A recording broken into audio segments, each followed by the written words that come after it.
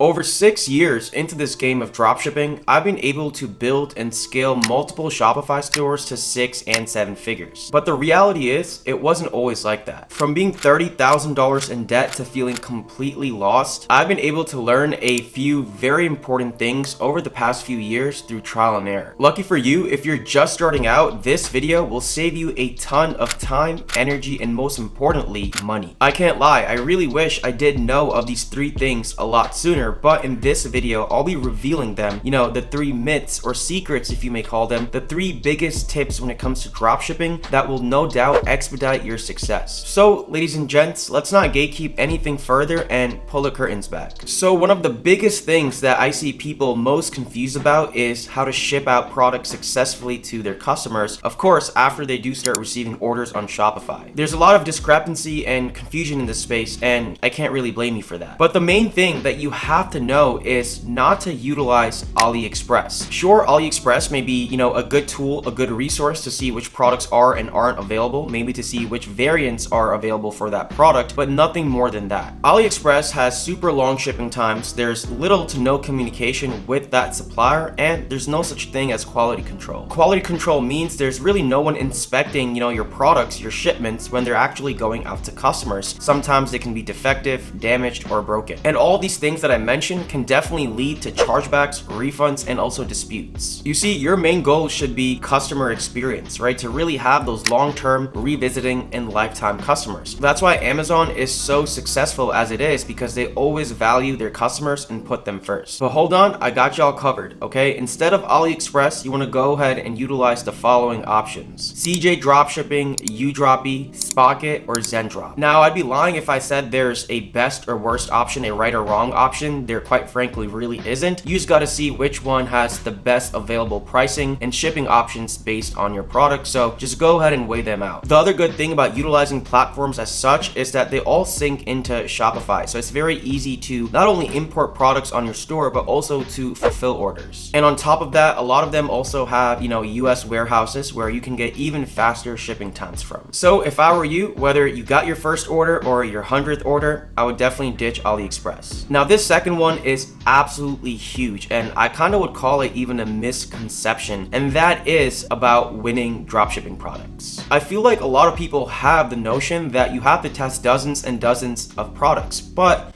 that is not the case. Of course, you want to go ahead and find that winning product. That is the main goal, but you cannot spam and mass test products without any direction behind them. It is no doubt a numbers game, but just like anything else in life, it's quality over quantity. So doing this will definitely increase your chances of finding potential winning products in the future, or even find that first winning product that you haven't found yet. So here's where things kind of get interesting. Listen up. It's all about angles at the end of the day.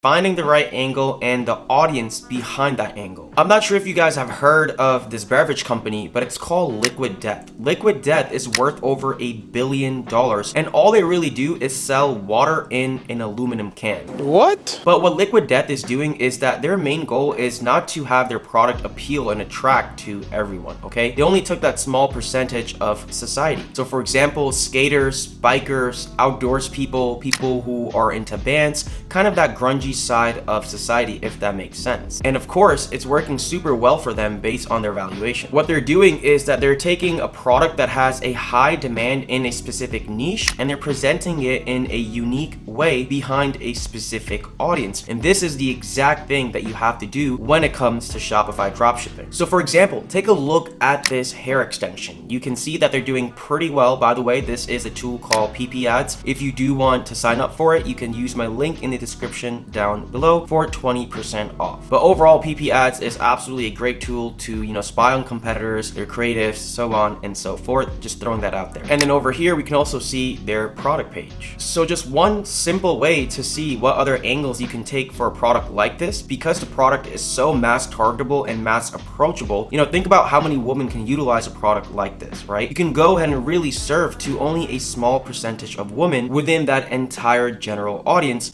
just how liquid death did. So take a look at this. One way to find a specific angle is go to a website called Answer the Public. You can go ahead and plug in a niche or a product, which gives you specific queries related to it, which then you can plug into your top 2 or 3 marketing angles and see what overlaps the most, and then finally run with that. Here you can get the most common questions asked related to the niche. Obviously this is for the hair extension. It also shows the prepositions that tie to different usages and functions for examples. So besides that, another really cool example that I want to give you guys is that a few years ago, my client and I, working in my coaching program, saw this one product that about 6 or 7 competitors were running on Facebook. And this product was essentially a gate, okay? Just think of a little gate that people can put in their homes, in their living rooms, in their family rooms, so on and so forth. And the main purpose of this gate was to keep out pets, right? To keep out small dogs, cats, whatever it really is, from roaming all over the house. And like I said, all of these competitors were essentially,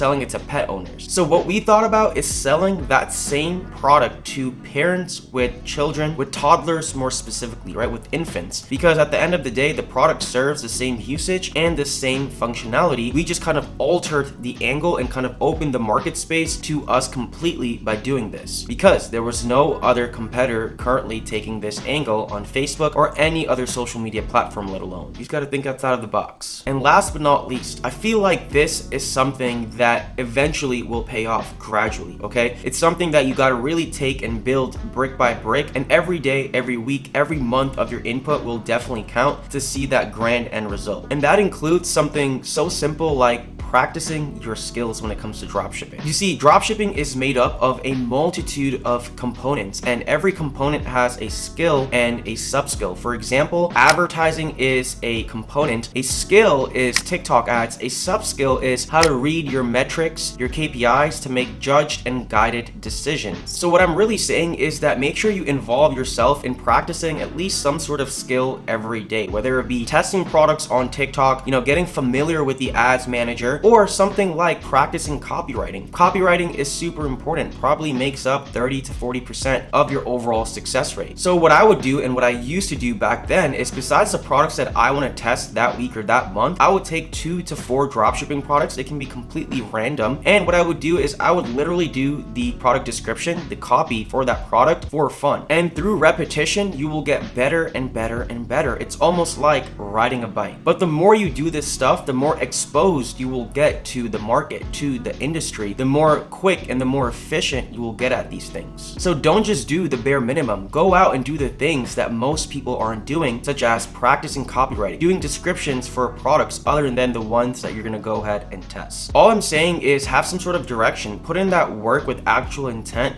wholeheartedly, and see how things just change for you in the matter of a few quick months. If you're a beginner in the space and you feel like you've been going in circles and really haven't found any success yet, I really recommend implementing these things. On top of that, I really hope it also cleared some things up for you guys. Don't forget to also claim your special deal in the description down below, where you can now get Shopify for only $1 a month. Pretty sick. Not too sure on how long this deal is going to be lasting, so definitely take advantage of it. If you guys do have any questions, thoughts, or concerns, feel free to drop them in the comments down below. Other than that, I'll see you in the next one. Your boy's out. Peace.